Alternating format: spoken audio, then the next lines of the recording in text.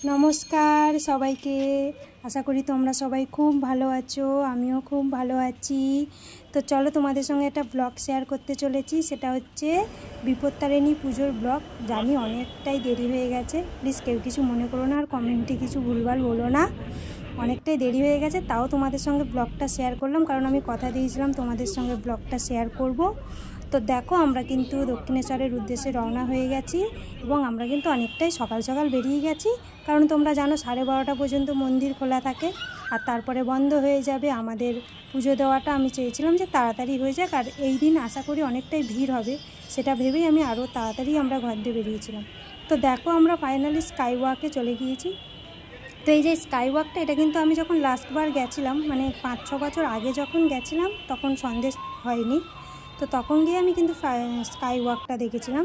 তো sky walk থেকে হেঁটে হেঁটে যাচ্ছি, আর এই যে দোকানগুলো দেখতে পাচ্ছ, দোকানগুলো কিন্তু মানে অনেক জিনিসই আছে, মানে তোমরা চাইলে কিন্তু ওপর থেকেই নিতে পারো। আর আমি তোমাদেরকে বলবো যে ওপর থেকেই এই যে দোকান থেকে এই যে জিনিস নেওয়াটা কিন্তু লাভ, কারণ এখানে খরচাটা অনেকটা কম পড়ে, ভিতরে যেটা বেশি পড়ে। তো আমরা তো নিইনি, কারণ আমরা বলি এতটা হেঁটে নিয়ে যাব, তো আমরা নিচ থেকেই নিয়েছিলাম। পরে বুঝলাম যে ওপর থেকে নেওয়াটাই লাভ।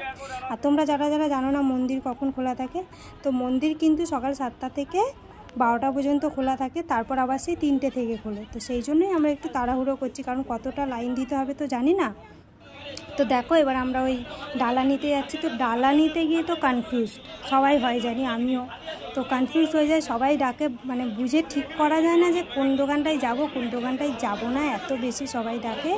তো ফাইনালি আমরা একটা দোকান চুজ করেছিলাম, যেই দোকানটা দেখেছিলাম ফাঁকা, কিন্তু যেই আমরা ঢুকতে গেলাম দেখলাম আমাদের পিছনে পিছনে আরও 2-4 জন ঢুকে গেল, তো দোকানটা আর ফাঁকা থাকলো না।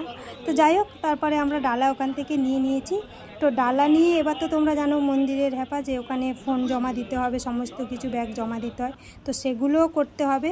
তো আমরা যথারীতি ডালা নিয়ে তারপরে ফোন জমা দিতে হবে। তবে আমি বলবো কিন্তু এই সিস্টেমটা ভালো, এই যে ফোন জমা দেওয়ার সিস্টেমটা। তো এই দেখো আমাদের পুজো দেওয়া হয়ে গেছে। পুজো দেওয়ার পরে এই যে মন্দিরের এই দৃশ্যটা, এইটা দেখানোর জন্য আমি ওই যে পার্কিংয়ের সাইড দিয়ে, যে সাইডের দেখবে পার্কিংয়ের সাইডেই কিন্তু এইটা দেখা যায়, যেখানটা আগে পার্কিং করা হয়, তো মন্দিরের অপোজিটে।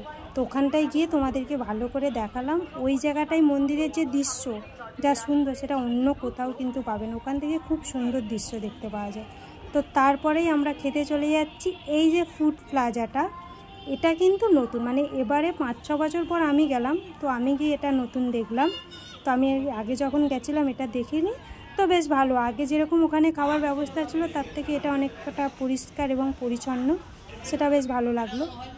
তো তারপরে খাবার খেতে ইন্টারও করলাম। দেখো এই যেখানে 4টে কচুরি দিচ্ছে, বাট খাবার কিন্তু খুব কস্টলি। এখানে খাবার খাওয়াটা আমি বলবো যে খুব কস্টলি, 50 টাকায় 4টে কচুরি, এবং ভালোও না। আমাদেরকে তো ভিডিও করতে দেয়নি, বারণ করছিল ভিডিও করতে, সেই জন্য আমরা আর করিনি। কিন্তু খাবার কিন্তু ভালো নয়, একেবারে সত্যি কথা বলছি, খাবারটা ভালো নয়। মানে আর 50 টাকায় 4টে কচুরি, মানে বুঝতেই পারছো। তো তারপরে আমরা গঙ্গার দর্শন করতে গেলাম। আমি ব্লগটা এখানেই শেষ করছি। সবাইকে টাটা, সবাই খুব ভালো থেকো।